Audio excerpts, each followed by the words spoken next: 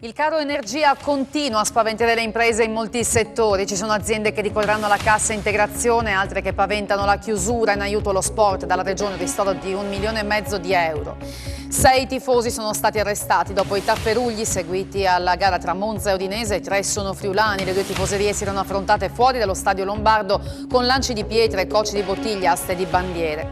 Tra 2 settimane la prima campanella per gli studenti della regione, sui banchi 5.000 alunni in meno in prima elementare rispetto a 2 anni fa, confermato invece l'organico dei docenti.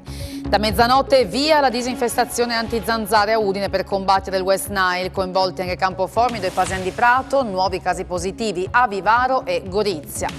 Trieste terza per indice di sportività dopo Trento e Bolzano nella classifica del Sole 24 Ore, 11ª Udine, più indietro Pordenone e Gorizia.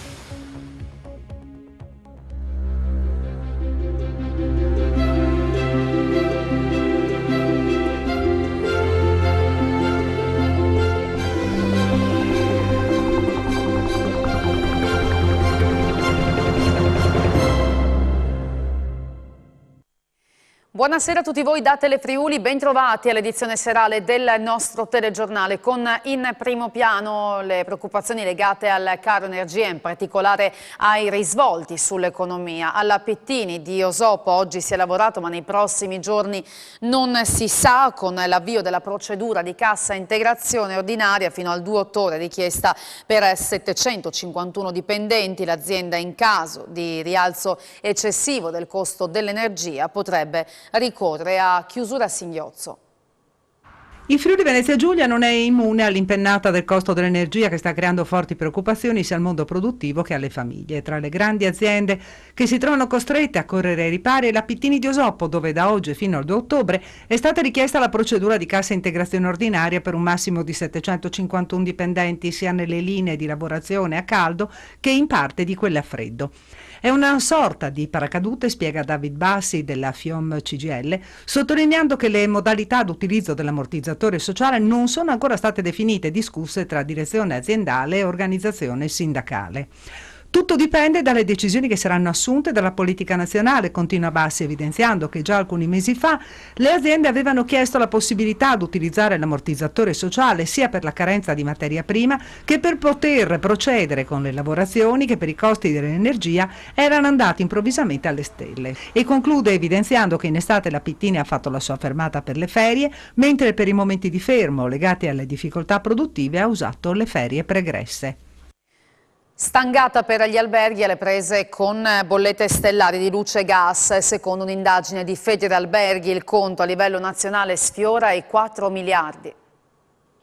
3,8 miliardi di euro, a tanto ammonta la mega bolletta di luce e gas degli alberghi italiani. Questa è la cifra triplicata rispetto al normale che emerge da un'indagine condotta dal Centro Studi di Federalberghi, che ha esaminato nel dettaglio le bollette emesse da 15 gestori relative a un campione di oltre 2.000 camere d'albergo di tutte le regioni italiane.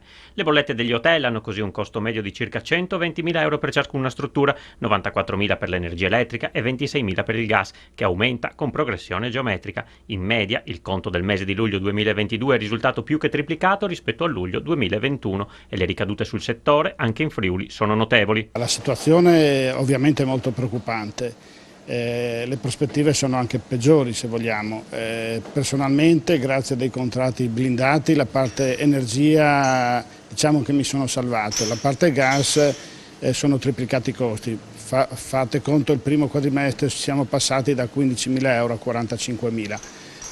Se l'energia adesso a ottobre finisce questo contratto, passerà da 15 a 45, l'alternativa sarà tenere aperto o chiudere. Gli albergatori chiedono allo Stato di intervenire e di fare presto. Chiediamo intanto delle soluzioni immediate, non dei benefit o dei recuperi che lasciano il tempo che trovano. Ci vogliono soluzioni drastiche, chi specula deve essere fermato. E i rincari dei costi energetici stanno mettendo in crisi anche i supermercati. Alcuni, non riuscendo più a sostenere la spesa, potrebbero già chiudere entro la fine dell'anno.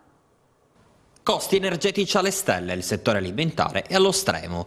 Una situazione drammatica con le bollette della luce raddoppiate se non addirittura triplicate in un anno, che mette a serio rischio la tenuta dei supermercati, soprattutto quelli ancora a conduzione familiare. Le previsioni sono tutt'altro che rosee. Qualora non ci dovesse essere un'inversione di rotta, entro la fine dell'anno alcuni potrebbero definitivamente abbassare le serrande. In questo momento abbiamo tutto che ci crolla addosso. Le bollette ci stanno svenando completamente.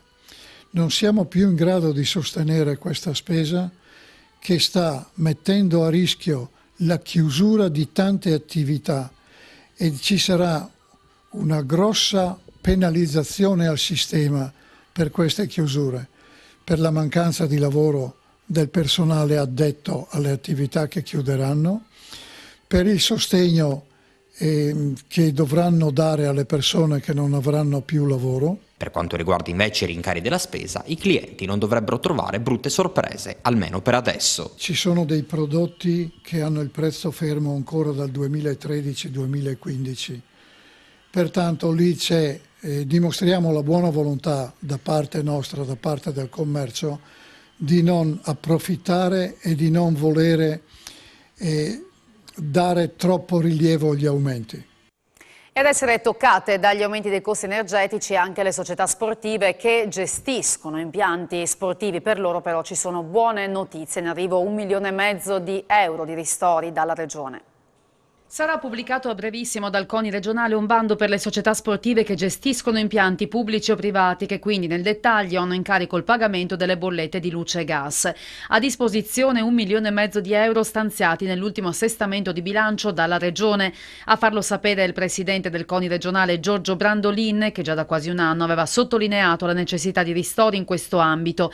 Il contributo si aggiunge a un primo stanziamento già assegnato alle società che gestiscono piscine che hanno un codice Ateco e porta il totale dei fondi assegnati attraverso il CONI alle società sportive negli ultimi 3 anni a 10 milioni di euro. È per questo che stiamo ancora in piedi, sottolinea Brandolin, che vuole sottolineare l'impegno concreto e l'iniezione di fiducia data dagli ultimi ristori, nonostante le preoccupazioni legate all'aumento dei costi.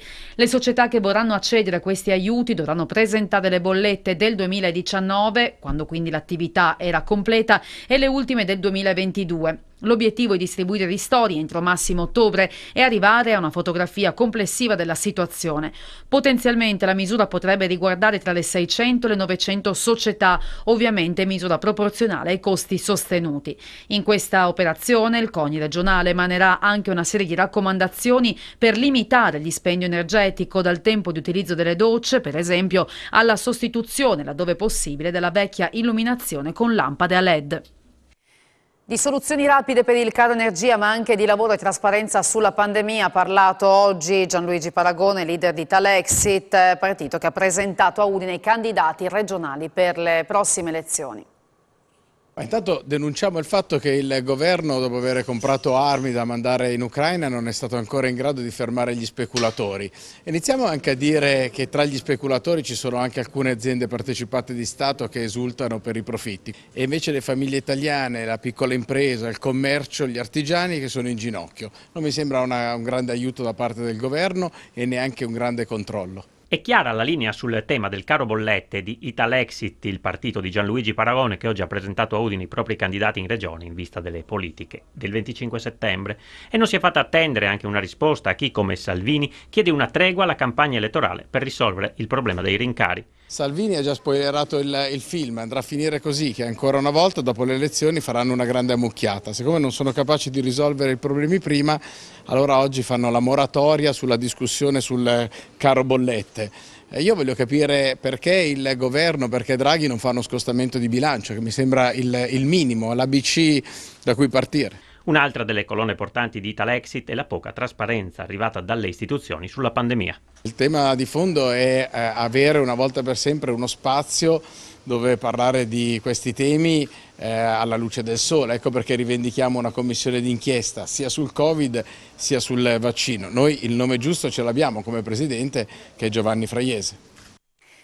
Manca ancora l'ufficialità, ma a quanto trapela dagli stessi movimenti, la Corte di Cassazione avrebbe confermato l'esclusione di 5 partiti per un totale di 7 liste dalle elezioni del 27 settembre, confermando la decisione della Corte d'Appello di Trieste. Manca la conferma ufficiale da parte della Corte di Cassazione, ma secondo quanto hanno reso noto il Movimento Gilet Arancione e il Partito Popolare Azione è stata confermata la loro esclusione dalle elezioni del prossimo 25 settembre. Decisione analoga, visto quanto successo in Lombardia, dovrebbe arrivare per Forza Nuova, Partito Animalista e Destre Unite, per un totale di 5 partiti e 7 liste. Non tutti infatti avevano presentato candidati nei 2 rami del Parlamento. Tutti i partiti non avevano presentato le firme, in Friuli Venezia Giulia sono 750 perché ritenevano di rientrare tra i partiti esonerati, ipotesi però rigettata prima dalla Corte d'Appello di Trieste e poi dalla stessa Cassazione. Gilet Arancioni e Partito Popolare Azione hanno già annunciato l'intenzione di ricorrere al TAR. Per quanto riguarda l'estrazione dell'ordine di presenza nella scheda elettorale, tutto slitterà domani o più verosimilmente a mercoledì. La Polizia di Stato ha arrestato 6 tifosi dopo la rissa fuori dallo stadio di Monza in seguito alla partita di venerdì scorso vinta dall'Udinese. 3 di questi sono friulani.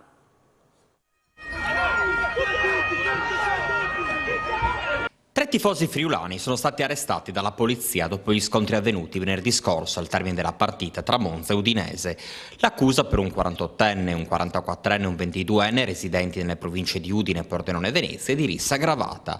Al termine del match vinto dagli ospiti fuori dallo stadio di Monza si sono verificati i tafferugli tra le 2 tifoserie ed è rimasto ferito un poliziotto. Secondo la ricostruzione della questura di Monza, una ventina di ultras friulani a bordo di 4 pulmini si è fermata nei pressi di Cascina Cantalupo, dove sono soliti ritrovarsi i tifosi del Monza, in quel momento una trentina.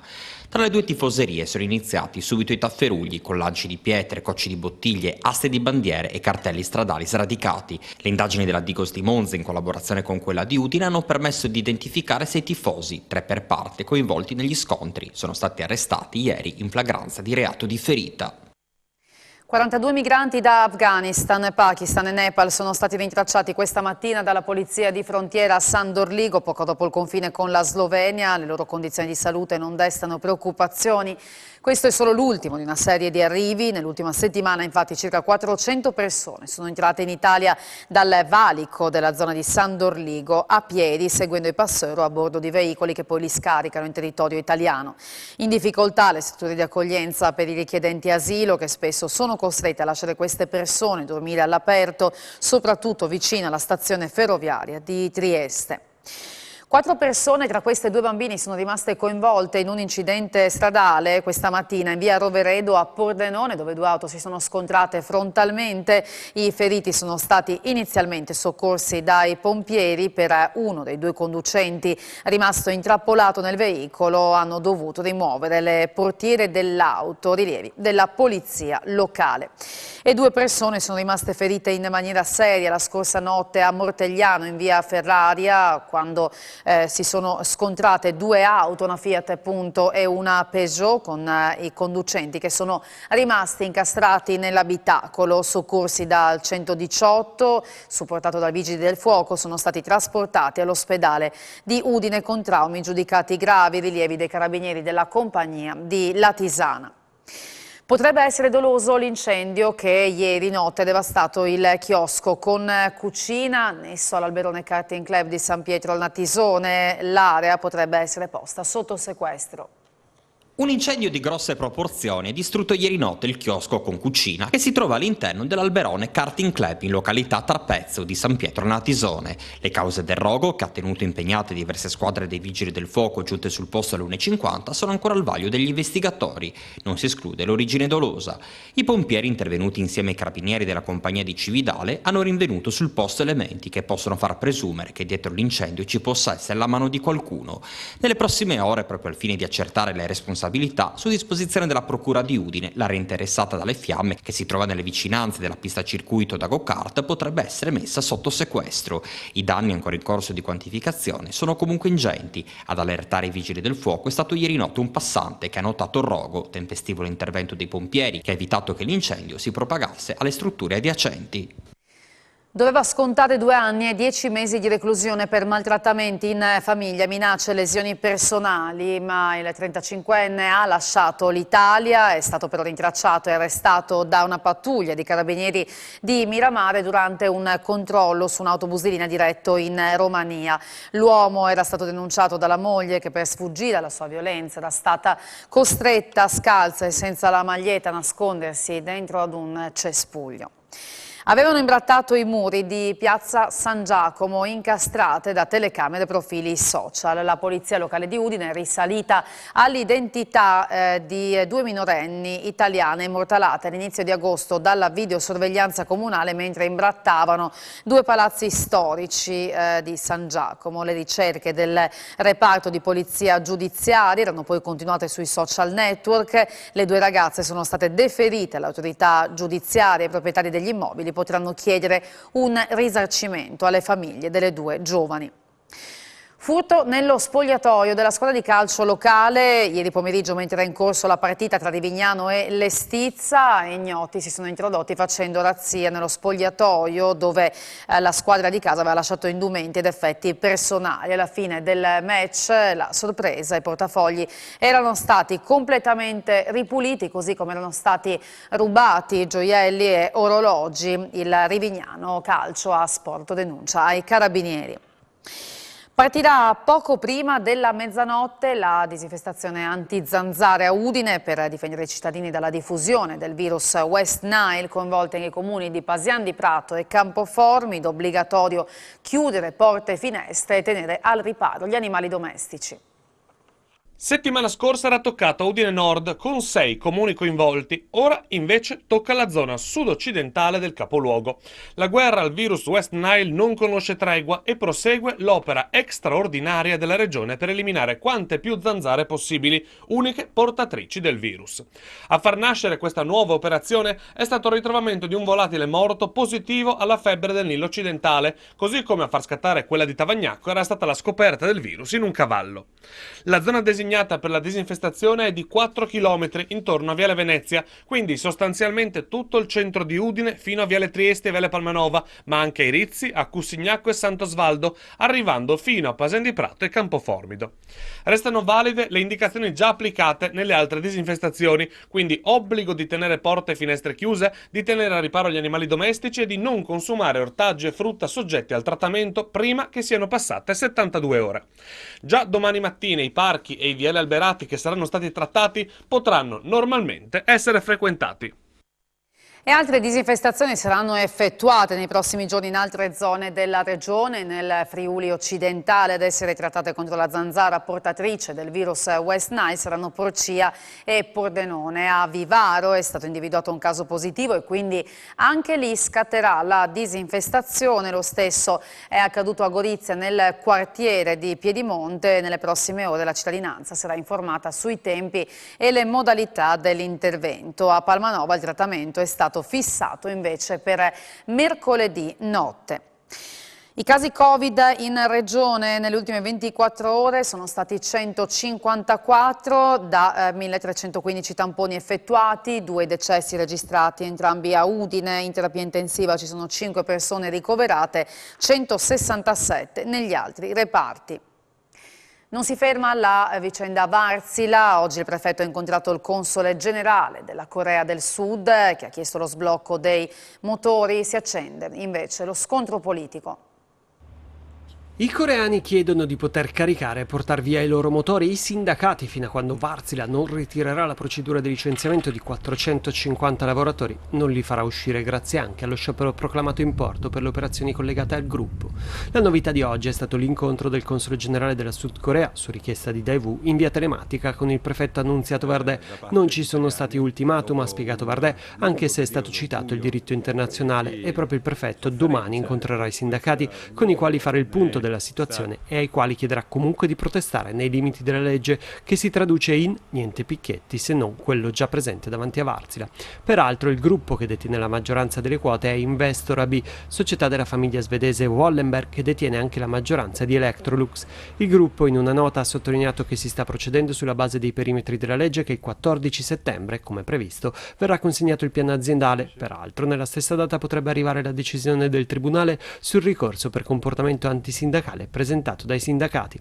Il presidente della regione, Massimiliano Fedriga, si è schierato dalla parte dei lavoratori, annunciando la volontà di essere in piazza il 3 settembre, quando tutta Trieste scenderà in strada per difendere lo stabilimento. Intanto la questione si inserisce nella campagna elettorale, con il PD che attacca sulla gestione dell'avvertenza, che è in capo al Ministero dello Sviluppo Economico, guidato dalla Lega.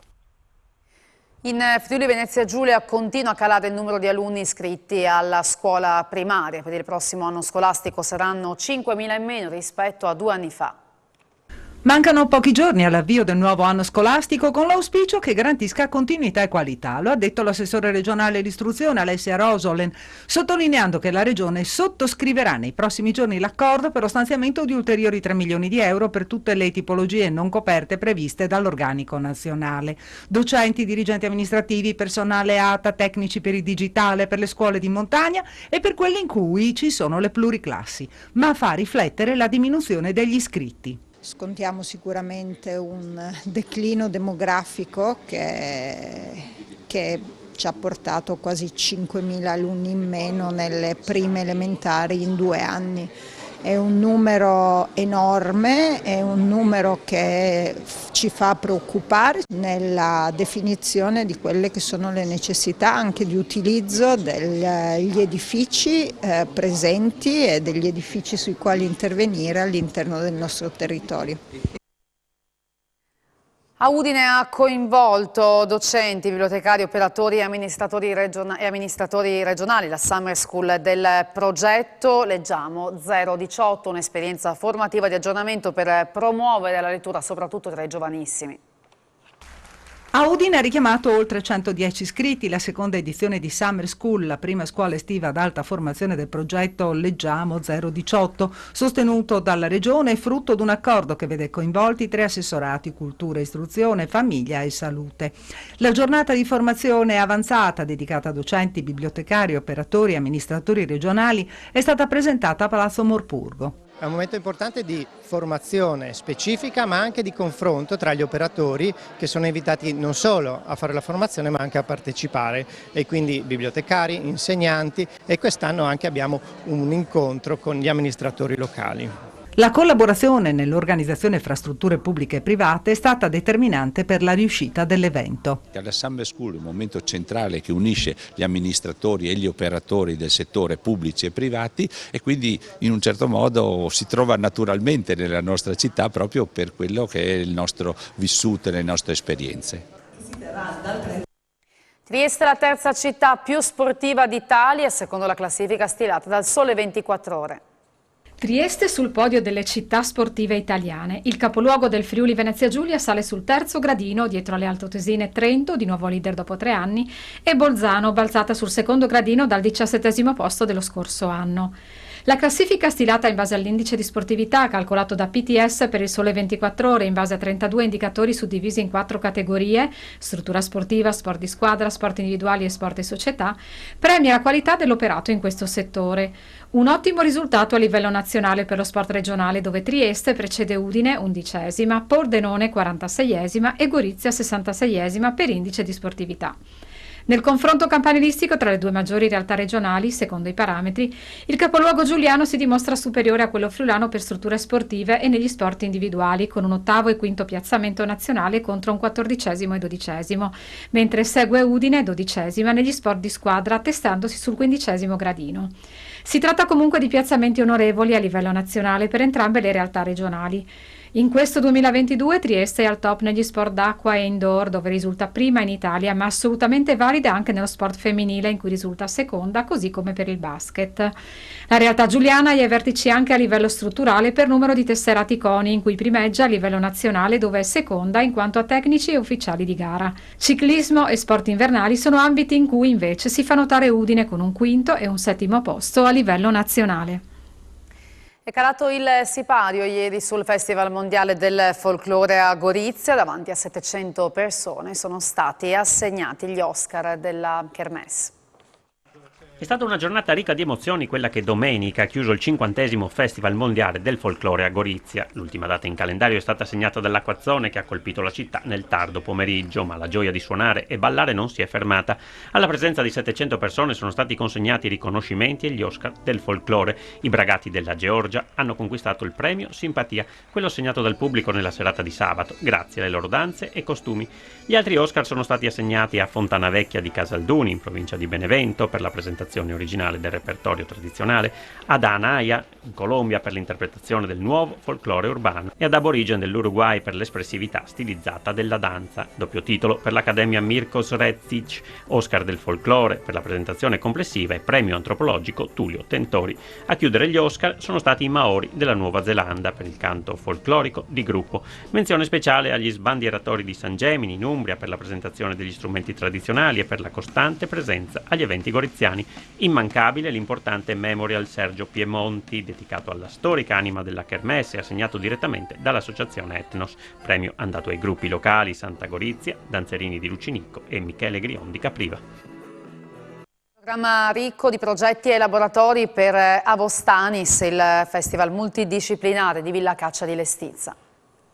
L'identità friulana non è soltanto memoria storica, ma deve necessariamente orientare attenzione anche alla rinascita di un futuro che oltre alla storia tenga conto dell'ambiente, della sostenibilità ecologica e sociale e dell'innovazione. Tutti argomenti che hanno tenuto banco a Provis Viertis di Culture Furlane, prove aperte di cultura friulana. Appuntamento in scaletta alla 31esima edizione di Avostanis, rassegna d'arte e cultura in svolgimento sino al 28 ottobre all'Agriturismo Colonos di Villa Caccia di Lestizza a cura dell'omonima associazione culturale. Come nelle precedenti edizioni, anche questa, intitolata Un País Nomé, un paese non io, contemplava il citato evento mosaico coordinato dal direttore artistico Federico Rossi con Giulio Pagotto su progetti inediti ed originali in gestazione sul Friuli che guarda al domani, come il New European Bauhaus presentato da Gabriella Bucco e Matteo Mazzolini, nuovo progetto europeo di design creativo ed interdisciplinare che promuove esperienze pilota fondate su estetica, sostenibilità e condivisione anche con radici locali. L'ingegner Pietro Petrucco ha poi tracciato un quadro sull'ICOP SPA, importante azienda di Basigliano che opera sul mercato internazionale e che si sta proiettando nel futuro come società benefit ad integrare una missione sociale che coinvolge persone, comunità, territori ed ambiente. Graziano Tilatti della Confartigianato Piccole e Medie Imprese di Udine è fautore di un laboratorio intergenerazionale nel quale i vecchi artigiani trasmetteranno alle nuove generazioni i saperi e l'ingegno del lavoro a mano, mentre il francese Fabien Marquet ha ideato il progetto partecipato 30 anni senza Moretti, la nota azienda della birra di Udine, sulla quale ad ottobre è pure in programma una mostra sui 30 anni dalla cessazione dell'attività. Sulla tesi di laurea di Giulio Ghirardini è in corso di produzione Ixun Leones, docufilm del regista Hamza Medda, giovane marocchino clandestino del nostro territorio. A conclusione di serata, Fabiano Fantini, Claudio Moretti ed Elvio Scruzzi, trio di teatro friulano più popolare, ha lanciato Teatro Incerto 40 Ans, nuovo spettacolo realizzato con Martina Del Piccolo a celebrare i 40 anni di attività.